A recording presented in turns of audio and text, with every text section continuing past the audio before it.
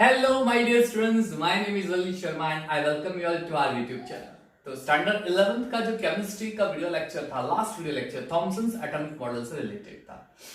Thomson's atomic model में हमने देखा कि according to J Thomson, sir J Thomson was very intelligent, brilliant person. उसने कुछ ऐसा बोला था कि एटम जो होता है वो एक स्फेरिकल शेप में होता है एंड उस एटम में थ्रू आउट स्फीयर में पॉजिटिवली चार्ज स्प्रेड होता है, जिसके अंदर एम्बेडेड इनसाइड इलेक्ट्रॉन्स, आप देख सकते हो इलेक्ट्रॉन्स आर एम्बेडेड इनसाइड, ठीक है। लेकिन वहां पे एक ड्रॉबैक आया था। ड्रॉबैक क्या था कि alpha ray scattering practical which was performed by Rutherford and his two student Hans Geiger and Ernest Marsden. ये दो जो स्टूडेंट थे, उन्होंने रुदरफोर्ड के साथ मिलकर अल्फा रे स्कैटरिंग प्रैक्टिकल किया था। एज पर द रुदरफोर्ड, अगर थॉमसन्स एटॉमिक मॉडल करेक्ट है तो कुछ ऑब्जर्वेशन जो मिलने चाहिए उसके ऑपोजिटली उसको कुछ रिजल्ट मिले, ऑब्जर्वेशंस मिले। यानी थॉमसन्स एटॉमिक मॉडल बढ़िया था, इट वाज गुड। उस टाइम पे ये मॉडल बहुत फेमस हुआ था। लॉजिकल मॉडल भी था, स्टेशनरी स्टेबल क्यों है, सिमेट्रिकल क्यों है, वो सारी चीजें एक्सप्लेन कर रहा था। लेकिन क्योंकि अल्फा रे स्कैटरिंग एक्सपेरिमेंट जो 1902 में रुदरफोर्ड ने प्रपोज किया था, वो एक्सपेरिमेंट जे थॉमसन के मॉडल को सेटिस्फाई नहीं कर रहा है, यानी that was a failure of sir J Thomson's atomic model. Clear? तो आज हम क्या करने वाले हैं, रुदरफोर्ड्स एटॉमिक मॉडल के बारे में स्टडी करेंगे। That is famous gold foil experiment performed by Rutherford, and you can also say alpha ray scattering experiment, alpha। चलिए 1902 में ये एक्सपेरिमेंट परफॉर्म किया गया था रुदरफोर्ड, राइट। उसकी खुद की लैब थी, वाज वेरी रिच पर्सन, उसने अपने दो स्टूडेंट के साथ मिलकर ये प्रैक्टिकल किया था, राइट। उस टाइम पे रेडियो एक्टिव एलिमेंट का बहुत ही क्रेज था। 19th सेंचुरी के एंड में, 20th सेंचुरी के बिगनिंग में रेडियो एक्टिव एक्सपेरिमेंट जो थे, रेडियो एक्टिव एलिमेंट्स, उसका बहुत क्रेज था। तो रेडियो एक्टिव पार्टिकल को लेके बहुत सारी रिसर्च हो रहे थे। तो कोइंसिडेंटली उनको कुछ ऑब्जर्वेशन मिला एटम से related, and then it was tried that there is some kind of thing missing in Thomson's atomic model, ठीक है। तो ये चीज कोइंसिडेंटली हुई थी। रुदरफोर्ड का इंटेंशन नहीं था कि मैं जे थॉमसन को फेलियर दिखा दूं कि तेरा मॉडल फेल है भाई, रुक मैं तुझे दिखा, नहीं, it was not like that, intention नहीं था। कोइंसिडेंटली कुछ रिजल्ट्स मिले जो जे थॉमसन्स एटॉमिक मॉडल को अपोज कर रहे थे, ठीक है। तो हम लोग स्टार्ट कर रहे हैं अल्फा रे स्कैटरिंग प्रैक्टिकल। वो जो कोइंसिडेंटली उनका जो ऑब्जर्वेशन था वो क्या था। सबसे पहले अल्फा रे प्रैक्टिकल, तो यहां पे अल्फा पार्टिकल का यूज किया था। First of all you should know what is alpha particle, ये क्या है, ये एमसीक्यू में क्वेश्चन आ सकता है। What is alpha particle? Alpha particle होता क्या है? Alpha particle is positively charged, it is positively charged helium nucleus, it is a positively charged helium nucleus He, ठीक है। उसमें से अगर इलेक्ट्रॉन रिमूव हो जाएगा तो हीलियम पॉजिटिव चार्ज हो जाएगा, तो वो पॉजिटिवली चार्ज हीलियम न्यूक्लियस, उसको अल्फा पार्टिकल बुला रहे हैं, ठीक है। अच्छा 1932 जब न्यूट्रॉन डिस्कवर हुआ था, उसके बाद ये पता चला कि they alpha particle they are nothing but like they are means positively charge, negatively charge, और न्यूट्रल एक और है दैट इज न्यूट्रॉन, जो हमने बोला था न्यूक्लियस में न्यूट्रॉन, वो तो बहुत ही लेटर पता चला था। अच्छा ये चीज भी पता नहीं थी, थॉमसन्स एटॉमिक मॉडल में न्यूक्लियस जैसा कोई जिक्र किया ही नहीं है। हमने लास्ट वीडियो लेक्चर में देखा था, आपने भी पढ़ा होगा, न्यूक्लियस जैसी कोई चीज है ही नहीं, ऐसा थॉमसन एटॉमिक मींस ये वर्ड ही नहीं था। 1898 में जब थॉमसन्स एटॉमिक मॉडल आया तब न्यूक्लियस जैसा कोई वर्ड था ही नहीं एटम के अंदर, ठीक है। ये तो अभी मैं बता रहा हूं, otherwise till Rutherford atomic model came into existence, उसके पहले न्यूक्लियस का कोई कॉन्सेप्ट ही नहीं था एटम, उसके पहले का कोई कॉन्सेप्ट है ही नहीं न्यूक्लियस, ठीक है। So it is alpha particle scattering experiment, यानी उसने अल्फा पार्टिकल लिया, अल्फा पार्टिकल यानी पॉजिटिवली चार्ज हीलियम न्यूक्लियस, ठीक है। What he did, he take a source of a lead, एक लीड का सोर्स लिया जहां से अल्फा पार्टिकल एमिट होते हैं। इस सोर्स में से अल्फा पार्टिकल निकल रहे, बीच में एक बढ़िया सी स्लिट निकाल दी, लगा दी, सॉरी निकाल नहीं, लगा दी, स्लीट लगा दी। स्लीट का क्या काम है? Slit will be used to bombard finally alpha particle that comes out from the source. Finally alpha particle. So यहां से जब अल्फा पार्टिकल निकलेंगे that will be a very finally alpha particle. So this is the role of slit actually. It forms a finely alpha particles. When the alpha particle pass from it, the finely alpha particles comes out from the slit. अब उसको gold foil, मान लीजिए कि ये आपका gold foil है, ठीक है। गोल्ड फॉइल पे बॉम्बार्ड कर दिया, गोल्ड फॉइल पे बॉम्बार्ड कर दिया, छोटा सा ले लेते हैं तो बढ़िया रहेगा, ठीक है। तो गोल्ड फॉइल पे उसने बॉम्बार्ड कर दिया। अच्छा, गोल्ड फॉइल के पीछे ध्यान से देखना, गोल्ड फॉइल के पीछे एक फोटोग्राफिक प्लेट ली, जिंक स्लेट, जिसे ZNS स्लीट बोला जाता है। यह है आपकी ZNS प्लेट, फोटोग्राफिक प्लेट, ठीक है। ZNS plate, photographic plate. What was the observation? Observation क्या था? बहुत सिंपल है। यहां से पार्टिकल जो है जैसे ही गोल्ड फॉइल के करीब आते हैं तो मैक्सिमम पार्टिकल ऐसे ऐसे, ठीक है, ये ऐसा, ये ऐसे, मैक्सिमम पार्टिकल डाइवर्ट हो रहा है। मैक्सिमम पार्टिकल, कोई भी पास नहीं हो रहा है, कोई भी पास नहीं हो रहा है ना, मैक्सिमम डाइवर्ट हो रहा है। ऐसा होना चाहिए। ऐसा क्यों होना चाहिए? ऐसा होना चाहिए, ये ऑब्जर्वेशन नहीं है एक्चुअली। ऑब्जर्वेशन क्या होना चाहिए? मैक्सिमम अल्फा पार्टिकल पास नहीं होने चाहिए, डाइवर्ट हो जाने चाहिए, ये ऑब्जर्वेशन होना चाहिए था। क्यों? थॉमसन एटॉमिक मॉडल ये कहता है कि पूरे एटम के अंदर पॉजिटिवली चार्ज जो प्रोटॉन है वो स्प्रेडेड है।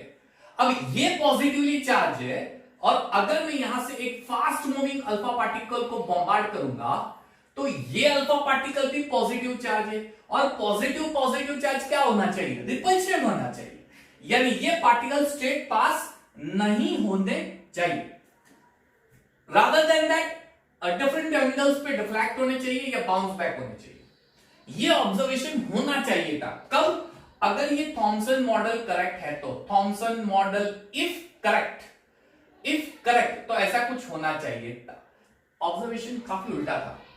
डिफ्लेक्शन हो रहा है, अल्फा पार्टिकल डिफ्लेक्शन हो रहा है, बट बहुत ही कम। मैक्सिमम स्पॉट है ना, एग्जैक्टली पीछे ही दिख रहा है। मैक्सिमम ब्राइट स्पॉट यहां पे दिख रहा है। मैक्सिमम ब्राइट स्पॉट, इसका मतलब मैक्सिमम अल्फा पार्टिकल स्ट्रेट पास हो गए, मैक्सिमम सीधे पास हो गए, यहां पे स्ट्राइक हो गए। मैक्सिमम अल्फा पार्टिकल वो स्ट्रेट पास हो गए, यहां पे स्ट्राइक हो गए। तो डिफ्लेक्शन हो रहा है, हाँ जी हो रहा है डिफ्लेक्शन, लेकिन very few alpha particle deflect हो रहे हैं। Very few alpha particle, very few. अच्छा, करीबन मैथमेटिकल पार्ट भी उसने बोल दिया। वेरी फ्यू अल्फा पार्टिकल यानी ऐसे समझो कि 20,000 अल्फा पार्टिकल होंगे तो उसमें से सिर्फ एक अल्फा पार्टिकल बाउंस बैक होगा, सिर्फ एक बाउंस बैक, यानी एग्जैक्टली 180 डिग्री पे रिटर्न आ जाएगा, सिर्फ एक। बाकी थोड़े बहुत डिफ्लेक्ट हो जाएंगे, थोड़े ऐसा कुछ ऑब्जर्वेशन था। ये तो खतरनाक ऑब्जर्वेशन हो गया। क्यों? अगर भाई थॉमसन ने जो बोला उसे हम मानते हैं तो अल्फा पार्टिकल इसमें से पास होने ही नहीं चाहिए थे, लेकिन ये तो कुछ अलग ही हो गया। अल्फा पार्टिकल तो पास हो रहे, मैक्सिमम हो रहे, एक दो नहीं, ऑलमोस्ट सारे, बहुत ही फ्यू अल्फा पार्टिकल डिफ्लेक्ट हो रहे अलग अलग एंगल पे, और 20,000 में से सिर्फ एक अल्फा पार्टिकल 180 डिग्री पे वापस रिटर्न हो रहा है, सिर्फ एक अल्फा पार्टिकल। चौंका दिया। ये एक्सपेरिमेंट ने रुदरफोर्ड को, हंस मार्सडेन को और अर्नेस्ट मार्सडेन और हंस गीगर उसको चौंका दिया कि ये क्या हो गया। एटम तो ऐसा होना चाहिए, अगर ये ऐसा होता है तो एक भी पार्टिकल पास नहीं होना चाहिए, तो उल्टा हो गया, ये तो कुछ अलग हो गया। जब मैं अल्फा पार्टिकल पास करता हूं तो सारे स्ट्रेट पास हो गए, ये कैसे हो गया? डिफ्लेक्शन किसी का हुआ ही नहीं, बहुत ही कम अल्फा पार्टिकल का हुआ, ये कैसे हो गया? यानी कुछ तो गड़बड़ है दया इसमें, तो कुछ तो गड़बड़ है दया में। क्या रुदरफोर्ड ने बोला कुछ तो गड़बड़ है भाई, मार्सडेन जीजर इसमें कुछ तो गड़बड़ है, ढूंढो। तो वो लोग इसको अगर स्क्रीनशॉट करके कुछ करना हो तो कर लो। चलिए 1 2 3 स्टार्ट। तो उन लोगों ने अपना अब ऑब्जर्वेशन स्टार्ट कर दिया, ये एक्सपेरिमेंट परफॉर्म करके उन्होंने अपना ऑब्जर्वेशन स्टार्ट कर दिया और उसके बाद उन्होंने रिजल्ट और कंक्लूजन दिया। ऑब्जर्वेशन करना स्टार्ट कर दिया। देखो ध्यान से, मान लीजिए कि ये सारे अल्फा पार्टिकल है, this are all alpha particles, ठीक है, ये अल्फा पार्टिकल्स है, ये कुछ अल्फा पार्टिकल्स है। अब उनका रिजल्ट यहां पे वो ZNS वाली स्लिट समझ लो, ठीक है, अल्फा पार्टिकल आ रहा है, आया अल्फा पार्टिकल आया आया आया आया गया, आया आया आया आया गया, आया आया आया, सारे अल्फा पार्टिकल पास हो रहे हैं स्ट्रेट, सारे अल्फा पार्टिकल स्ट्रेट पास हो रहे हैं कुछ इस तरह से। इसको नहीं दिखाता हूं, चलो इसको थोड़ा डिफरेंटली दिखाऊं, कुछ इस तरह से सारे अल्फा पार्टिकल स्ट्रेट पास हो रहे हैं। देखो कुछ इस तरह से ये ऑब्जर्वेशन हो रहा है उनका, सारे अल्फा पार्टिकल स्ट्रेट पास हो रहे हैं, सारे अल्फा पार्टिकल यहां से स्ट्रेट पास हो गया, सारे alpha particle straight, they are moving straight, है ना, सारे अल्फा पार्टिकल ये मुझे यहां पे मिले, ये सारे अल्फा पार्टिकल जो स्ट्रेट पास हो गए। अब उनका ऑब्जर्वेशन क्या है, सारे स्ट्रेट पास हो रहे हैं, लेकिन सारे स्ट्रेट पास हो रहे हैं, लेकिन कुछ अल्फा पार्टिकल ऐसे है ये डिफ्लेक्ट हो गया, ठीक है, कुछ अल्फा पार्टिकल ऐसे है ये डिफ्लेक्ट हो गया, ठीक है, कुछ अल्फा पार्टिकल है, वेरी फ्यू अल्फा पार्टिकल जो अलग अलग एंगल पे डिफ्लेक्ट हो रहा है, कुछ alpha particle, few alpha particles, right, you can say कहां पे ड्रॉ करो, चलेगा, चलो नो प्रॉब्लम। ये उनका ऑब्जर्वेशन था, ये इनका ऑब्जर्वेशन था। अब ऑब्जर्वेशन क्या कह रहा है, डिफ्लेक्शन तो हो रहा है, बहुत ही फ्यू अल्फा पार्टिकल्स का हो रहा है, और पीछे की ओर मुझे बहुत सारे ब्राइट स्पॉट दिख रहे हैं, यानी सारे पास हो रहे हैं स्ट्रेट, सारे अल्फा पार्टिकल स्ट्रेट पास हो रहे हैं। अब इसका मतलब क्या हुआ, इसका मतलब क्या हुआ, उनका ऑब्जर्वेशन, इसका मतलब क्या हुआ, तो उनका ये कहना है, इसका मतलब ये हुआ कि उनका ये कहना है कि इसका मतलब है कि most of the space in an atom is empty, बहुत सारे स्पेस ऐसे जानते हैं, इसीलिए तो वो स्ट्रेट को अलाउ, स्ट्रेट अल्फा पार्टिकल को सीधे अलाउ कर रहा है, पास कर रहा है, निकल भाई तू निकल जा मेरे में से, कोई इश्यू नहीं है, जगह खाली है, you can go, right, most of, अच्छा, very few alpha particles they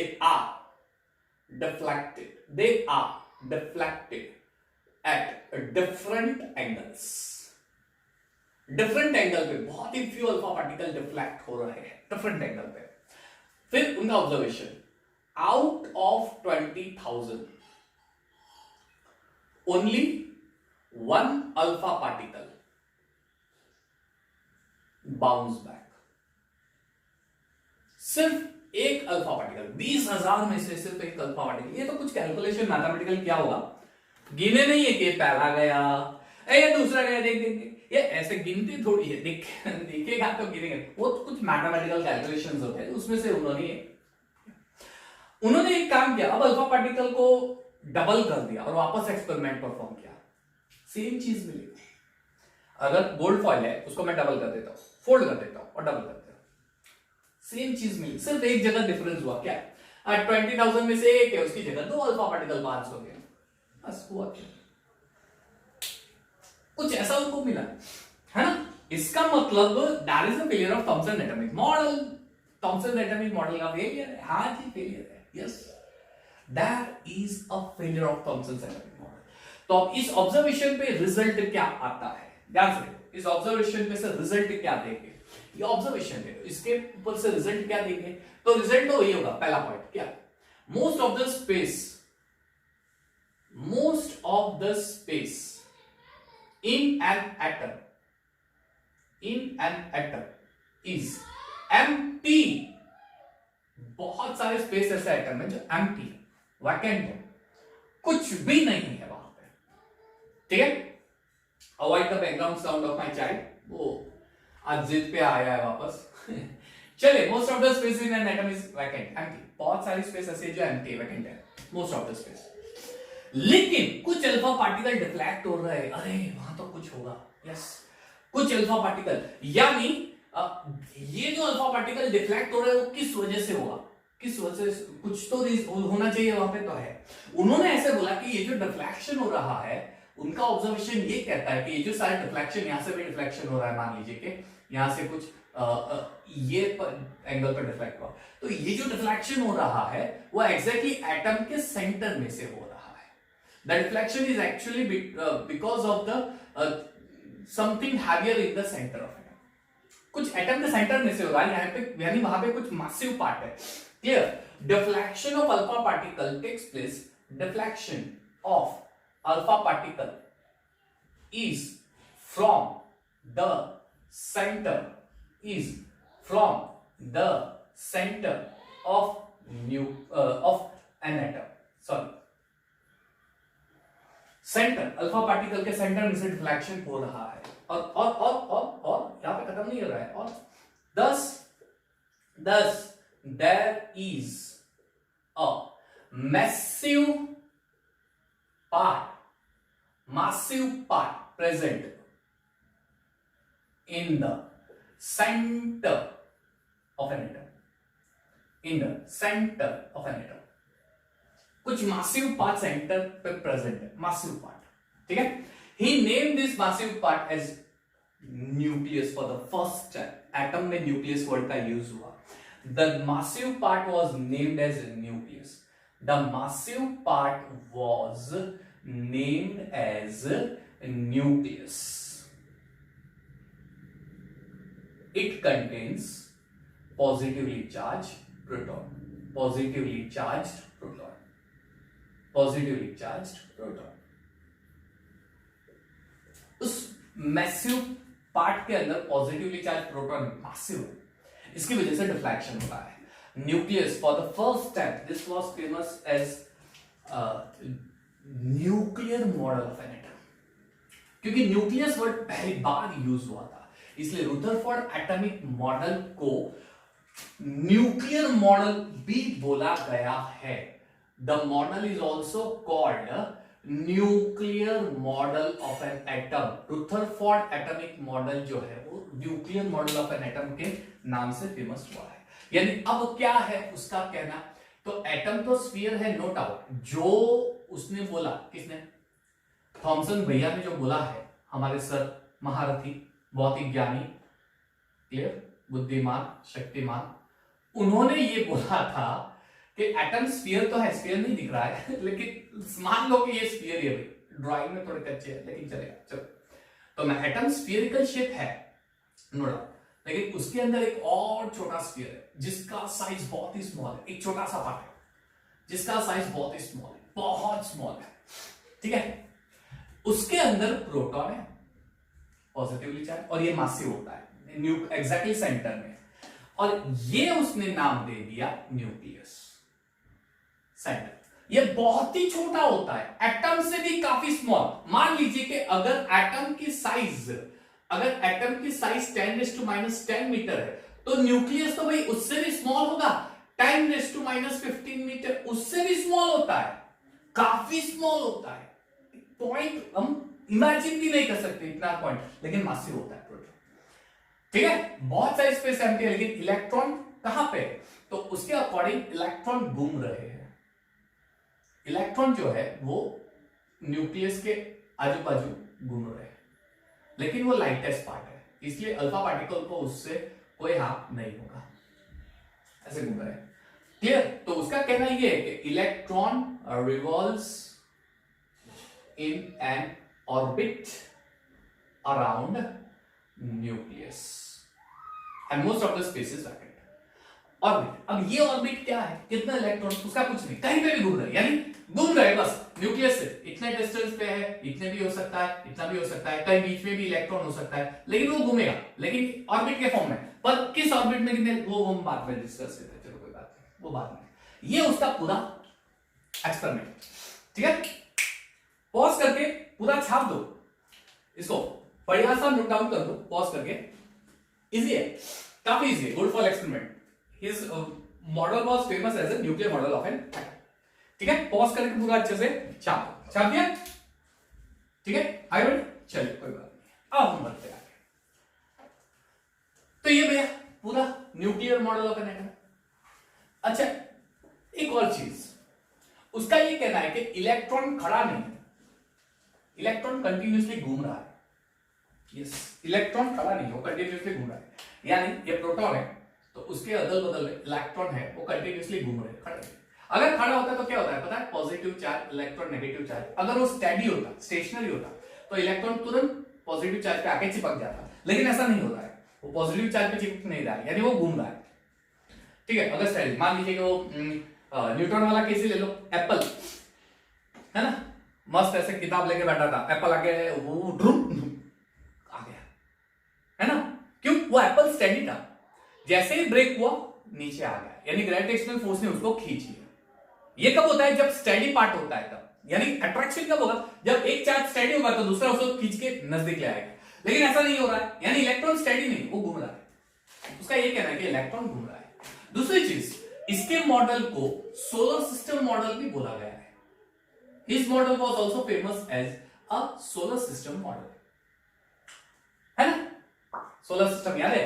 ये है अपना सूर्य भगवान, जय सूर्य भगवान। चलिए यहां पे है अपना प्लैनेट, दूसरा प्लैनेट ये है, तीसरा प्लैनेट, बस बिल्कुल ऐसा ही है, बिल्कुल ऐसा है, बिल्कुल ऐसा है। प्रोटॉन, इलेक्ट्रॉन है, फिर दूसरा इलेक्ट्रॉन, फिर तीसरा इलेक्ट्रॉन, ऐसे इलेक्ट्रॉन्स घूम रहे हैं।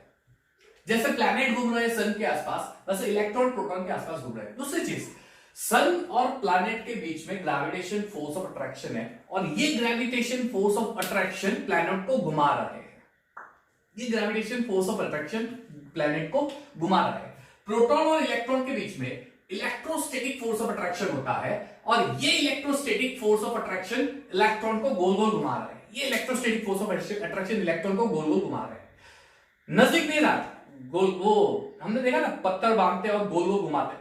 एक्चुअली क्या होता है? वो स्टोन हम नजदीक खींचने की ट्राई करते हैं, लेकिन वो नजदीक नहीं आता। क्यों? वो जब गोल गोल घूमता है ना, तो वहां पे एक आउटर फोर्स लगता है, सेंट्रीपिटल फोर्स। ऐसा ही कुछ है, इलेक्ट्रॉन, प्रोटॉन इलेक्ट्रॉन को खींचने की ट्राई करेगा, लेकिन इलेक्ट्रोस्टैटिक फोर्स ऑफ अट्रैक्शन उसको नजदीक लाने तो देगा, पर एक आउटर फोर्स भी होता है वहां पे, सेंट्रीपिटल फोर्स, जो उसको गोल गोल घुमाते रहते हैं। ठीक है, तो इलेक्ट्रोस्टैटिक फोर्स ऑफ अट्रैक्शन की वजह से वो गोल गोल घूमते हैं। क्लियर एकदम? ये चीज बहुत ही इंपॉर्टेंट है। लेकिन अब यहां पे हम लोग कहानी में ट्विस्ट लाते हैं, ट्विस्टिंग। अब यहां पे चालू होता है अपना ट्विस्ट और ट्विस्ट और ट्विस्ट, ट्विस्ट, यहां से ट्विस्टिंग चालू हो रहा है। यस, चीज ये है, सोलर सिस्टम में प्लैनेट चार्ज पार्टिकल नहीं है, ये चार्ज पार्टिकल है, पहली चीज। अब एक बढ़िया सा साइंटिस्ट था, बहुत ही फेमस, मैक्सवेल। ये भी बहुत इंटेलिजेंट इंसान था, बहुत इंटेलिजेंट इंसान। उसका ये कहना था कि अगर कोई चार्ज पार्टिकल घूम रहा है, एक्सीलरेट कर रहा है, एक्सीलरेट, अगर कोई चार्ज पार्टिकल एक्सीलरेट कर रहा है, if any charge particle is accelerating, अगर कोई चार्ज पार्टिकल एक्सीलरेट कर रहा है, घूम रहा है, एक्सीलरेट, यहां पर इलेक्ट्रॉन एक्सीलरेट कर रहा है, राइट? तो अगर कोई चार्ज पार्टिकल एक्सीलरेट करता है तो उसमें से एनर्जी बाहर निकलती है, एनर्जी कम्स आउट, एनर्जी बाहर निकलती है उसमें से। जैसे टॉर्च ले लो, हम लोग टॉर्च जलाते तो कैसे होता है? लाइट बाहर निकलती है ना, एनर्जी बाहर निकलती है, क्योंकि टॉर्च जलाने से इलेक्ट्रॉन का मोशन स्टार्ट होता है, इलेक्ट्रॉन नेगेटिवली चार्ज, वो एक्सीलरेट होने लगते हैं, इसलिए एनर्जी के फॉर्म में हम लोग देख सकते हैं। यानी अगर कोई चार्ज पार्टिकल एक्सीलरेट कर रहा होता है तो उसमें से एनर्जी होगी, रिलीज होगी एनर्जी। अब ये इलेक्ट्रॉन है, इलेक्ट्रॉन नेगेटिवली चार्ज पार्टिकल है, इलेक्ट्रॉन चार्ज पार्टिकल है। अब अगर ये चार्ज पार्टिकल एक्सीलरेट कर रहा है, यानी इसमें से एनर्जी बाहर निकलेगी। अगर इसमें से एनर्जी बाहर निकलेगी तो क्या होना चाहिए? तो कुछ इस तरह से मुझे सिचुएशन देखनी चाहिए। इलेक्ट्रॉन की एनर्जी, अब होगा क्या वो समझो, इलेक्ट्रॉन अपनी एनर्जी दे रहा है, बाहर निकल रहा है चार्ज पार्टिकल। अगर मैं ये मैक्सवेल रूल यहां पे अप्लाई कर दूं, एनर्जी बाहर निकल रही है, यानी इलेक्ट्रॉन अपनी एनर्जी घुमा रहा है। तो आप सोचो, इलेक्ट्रॉन अपनी एनर्जी घुमाएगा, यानी इलेक्ट्रॉन की एनर्जी कम होता जाएगा, तो प्रोटॉन के कंपैरिजन में इसकी एनर्जी ड्रॉप होती जाएगी, प्रोटॉन की एनर्जी बढ़ती जाएगी। प्रोटॉन की तो एनर्जी इतनी है, लेकिन कंपैरेटिव इलेक्ट्रॉन की एनर्जी कम हो रही है, प्रोटॉन उसका फायदा उठाएगा, प्रोटॉन उसका फायदा उठाएगा। ये क्या करेगा? जैसे इलेक्ट्रॉन की एनर्जी कम हो रही है, वो देख रहा है कम हो रही है, मेरी एनर्जी ज्यादा है, इसलिए वो उसको ट्रैप करने की ट्राई करेगा, नजदीक लाने की ट्राई करेगा, नजदीक लाने की ट्राई करेगा। इसलिए होगा क्या पता है? प्रोटॉन क्या करेगा? जैसे इलेक्ट्रॉन की एनर्जी कम होनी चाहिए, एनर्जी बाहर निकलेगी, तब प्रोटॉन कुछ ऐसे करेगा, सिचुएशन मुझे ऐसे दिखेगी, वो इलेक्ट्रॉन को अपनी ओर लाता जाएगा, लाता जाएगा, लाता जाएगा, लाता जाएगा और एक सिचुएशन में अंदर चला जाएगा। और अगर ये सिचुएशन सही है तो within 10⁻⁻7 seconds, -6 to -7 seconds electron अंदर प्रोटॉन में, न्यूक्लियस में। मैक्सवेल थियरी अगर मैं अप्लाई करूं तो इलेक्ट्रॉन एनर्जी घुमाना चाहिए। अगर वो एनर्जी घुमाएगा, अगर इलेक्ट्रॉन एनर्जी घुमाएगा तो होगा क्या? तो अगर इलेक्ट्रॉन एनर्जी घुमाएगा तो उसके अंदर से एनर्जी बाहर निकलेगी, तो प्रोटॉन के कंपैरिजन में एनर्जी ड्रॉप हो रही है। अगर एनर्जी ड्रॉप होगी तो वो इलेक्ट्रॉन कंटिन्यूअसली अंदर जाएगा। क्यों? प्रोटॉन उसका फायदा, वो तो प्रोटॉन तो ताक के बैठा है कि इलेक्ट्रॉन को कुछ हो और मैं उसको खींच लूं, ताक के बैठा है। इलेक्ट्रॉन की एनर्जी गई, यूज हो गई, प्रोटॉन खींचेगा, खींचता खींचता खींचता अंदर लेके आएगा। यानी अगर ये थियरी सही होगी तो ये सीन होना चाहिए, होना चाहिए, लेकिन ऐसा नहीं हो रहा है। इलेक्ट्रॉन तो अपनी जगह पे ही घूम रहा है, उसमें से एनर्जी नहीं निकल रही। इलेक्ट्रॉन तो अपनी जगह पे ही घूम रहा है और वो स्टेबल है। अब वो स्टेबल क्यों है? क्यों उसमें से एनर्जी नहीं रिलीज हो रही है? क्यों ये सिचुएशन नहीं दिख रही है? मैक्सवेल की थ्योरी अप्लाई क्यों नहीं हो रही है? यानी stability of an atom is not explained by him, bye Maxwell. Maxwell stability explain नहीं कर पाया, ये सिचुएशन वो एक्सप्लेन नहीं कर पाया, पहली चीज। दूसरी चीज, इलेक्ट्रॉन घूम तो रहे, रिवॉल्व तो हो रहा है ऑर्बिट में, तो इलेक्ट्रॉन ऑर्बिट में किस तरह से डिस्ट्रीब्यूट हुए हैं? Distribution of electron, distribution of electron was not explain. पहले ऑर्बिट में, दूसरे ऑर्बिट कितने दूर होते हैं, दो ऑर्बिट के बीच में कितना डिस्टेंस होता है, हर एक ऑर्बिट में कितने इलेक्ट्रॉन होते हैं, ऐसा कोई एक्सप्लेनेशन नहीं है। Distribution of electron is not explain हुई, एक्सप्लेन किया ही नहीं है उसने। डिस्ट्रीब्यूशन ऑफ इलेक्ट्रॉन से रिलेटेड पूरी इंफॉर्मेशन मिसिंग है। लाइन स्पेक्ट्रम भी एक्सप्लेन नहीं कर पाए। लाइन स्पेक्ट्रम ये क्या है? ये क्या लाइन स्पेक्ट्रम वो मैं नेक्स्ट वीडियो लेक्चर में मैं आपको बताऊंगा, लेकिन he was unable to explain the line spectrum. Line spectrum भी एक्सप्लेन नहीं कर पाया। So these were the failure of Rutherford atomic model. Rutherford atomic model ये फेलियर हो गया Rutherford atomic model का। यानी थॉमसन से बेटर था, यस थॉमसन से बेटर था, ये तो एक्सेप्ट कर रहे हैं, लेकिन ये चीजें एक्सप्लेन नहीं कर पाया। ड्रॉबैक बोल सकते हो, लिमिटेशन बोल सकते हो, ये चीजें एक्सप्लेन नहीं कर पाया। क्लियर? फर्स्ट चीज कौन सी? एक तो सोलर सिस्टम में वहां पे कौन सा फोर्स ऑफ अट्रैक्शन लिखता है? Gravitational force of attraction, Gm1m2/r² है ना। यहां पे कूलम्बिक फोर्स ऑफ अट्रैक्शन लगता है electrostatic, F = K × Q1 Q2/r²। दोनों सेम ही है, फिजिक्स में आएगा इसलिए मैं डिटेल नहीं बता रहा हूं, दोनों सेम है। दूसरी चीज क्या है? मैक्सवेल थ्योरी अप्लाई करेंगे तो इलेक्ट्रॉन अंदर जाना चाहिए, ऐसा कुछ नहीं हो रहा है। तो he was failed to explain the stability of an atom. Electronic distribution नहीं दिया हुआ है। और line spectrum, he was unable to explain the line spectrum. Drawback of Rutherford atomic, ठीक है। तो ये हो गया पूरा आपका रुदरफोर्ड एटॉमिक मॉडल का एक्सप्लेनेशन।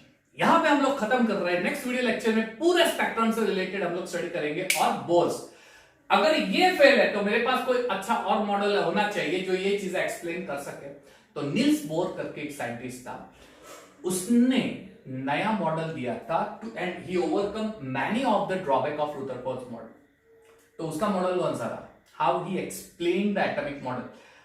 उसके लिए हमें ये चीज समझनी पड़ेगी। रीजन, क्योंकि रुदरफोर्ड एटॉमिक मॉडल में इसका जिक्र किया गया है और इसके बेस पे पूरा मॉडल एक्सप्लेन भी किया गया है। तो पहले हम लोग स्पेक्ट्रम से रिलेटेड स्टडी करेंगे और उसके बाद हम लोग आगे की डिटेल जानने की ट्राई करेंगे। टिल देन पढ़ते रहिएगा मेरे साथ, एंजॉय करते रहिएगा। Clear? And yes of course, take care of yourself, be safe and yes, कोई भी डाउट हो कमेंट सेक्शन में मुझे डाल देना। I will be able to clear in very next video lecture itself. Okay, so take care of yourself and thank you everyone and have a nice day.